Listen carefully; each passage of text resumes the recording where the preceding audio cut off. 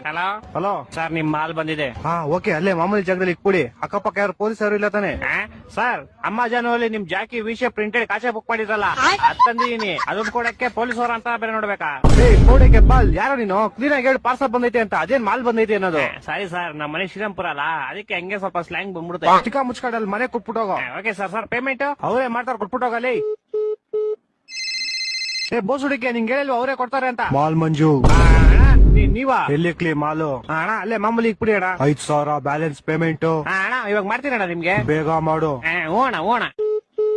ಅಯ್ಯೋ, phone pay number ಇಸ್ಕೊಂಡಿಲ್ವಲ್ಲ? Hello ಅಣ್ಣ, ನಿಮ್ ಫೋನ್ ಪೇ ನಂಬರ್ ಹೇಳಿ. 9343 9343 ತಿಗ ಕೊಟ್ರೆ ಮಗು ಫ್ರೀ. 0101 0101.